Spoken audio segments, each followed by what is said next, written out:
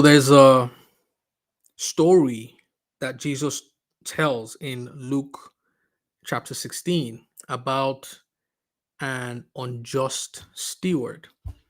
And it is a parable that has always confused me for years. But I think I just caught the revelation of what Jesus was explaining or why he was sharing that story. You've probably heard about it. A man had been caught. Let me share it with you guys real quick. So it says that there was a certain rich man who had a manager, and accusations were brought to him that this man was squandering his possessions. And so he called him and said to him, "What is this I hear about you? Give an accounting of your management of my affairs, for you can no longer be my manager." And the manager of the estate said to himself, "What will I do since my master is taking the management away from me? I'm not strong enough to dig, and I'm ashamed to beg. I know what I will do so that when I am removed from the management, people will welcome me into their homes." And it's interesting because in this story, I feel like what has confused people for a long time is that Jesus commended what this man did, because he went and summoned his master's debtors. If you look at verse 5, one by one, and he said to the first, "How much do you owe my master?" He said, 100 measures of olive oil. And he said to him, "Take your bill and sit down quickly and write 50." And so he was being sharp, as they will say, right? You owe 10, but why don't you pay 5? And Jesus commended this man. Verse 8 says, "And his master commended the unjust man because he had acted shrewdly. For the sons of this age are shrewder in relation to their own kind than are the sons of light." So Jesus is making a comparison between people who are in the world and people who are believers, and is saying that people in the world are shrewder than people who are believers. And he says, "I tell you, make friends for yourselves by means of the wealth of unrighteousness, so that when he runs out, they will welcome you into the eternal dwellings." Now, here's my point here. I was just praying about an hour ago, and as I was praying, the Holy Spirit he made a statement. He said, "Do you realize how blessed you are?" And I was like, "Huh? Yeah, like, I think so." Like, but I've come to realize that when the Holy Spirit is asking me a question, it's not because he's trying to get an answer. It's because he's trying to get me to think. And so I'm like, where is this going? And he said, "Do you realize that the greatest gift that any man can have is the gift of access?" Let that sink in for a second. I was like, he said, the gift of access. He said, what did man lose in the garden? Man lost his access. What did man gain when Jesus resurrected? Man regained access. When Jesus died, the curtain was split in half, signifying that we now have access into God's presence. And so God was, like, the Holy Spirit was telling me, the greatest gift that anyone has is the gift of access.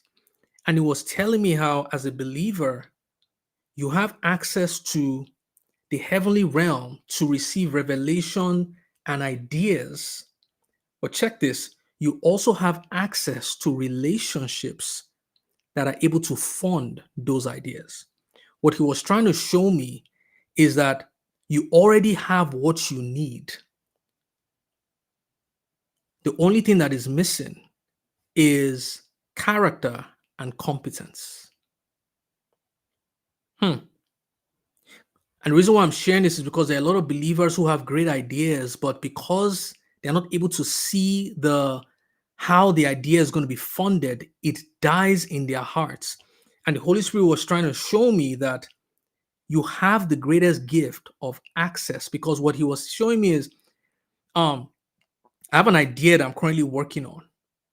And it's like, it's $1 million idea, it's $1 billion idea, whatever it is. Do you realize that you already have the relationships who are able to fund that idea?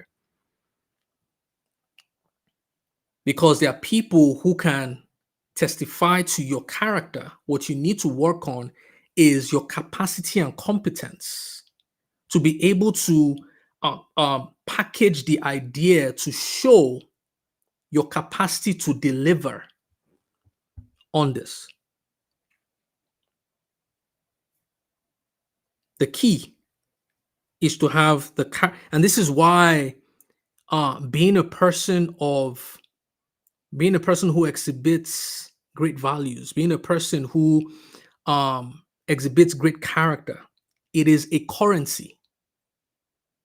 If people can trust you, it is a currency. But you also need to transition from being someone of character to also being someone who is known as having the capacity and competence to deliver on what you've promised. And so back to this Luke 16, you will now see what I'm saying, because when the unjust steward was commended, guess why he was commended? He said, and I tell you, make friends for yourselves by means of the wealth of unrighteousness. That is, use material resources as a way to further the work of God, so that when it runs out, they will welcome you into eternal dwellings. Access. That just blew, and it's interesting because it's so simple, but yet profound. I feel like as believers, we have accepted Jesus the man, but we haven't accepted what he died to give to us. He died to give us access. How many of us are actually using that access? We have received the Holy Spirit as a gift. The Holy Spirit is our router to the server. The Holy Spirit is the connector, or the connection between us and God. How are we utilizing and leveraging that access? That is the greatest gift that we have. The gift of access. How many relationships do you have around you that are able to unlock doors that you cannot unlock yourself?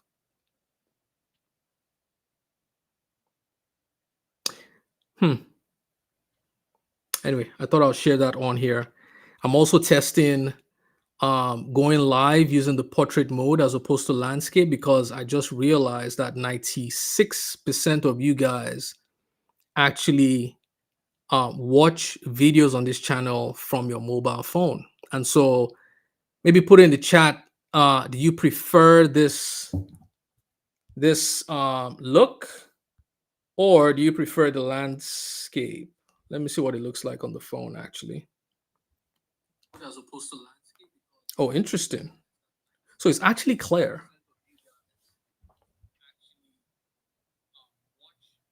This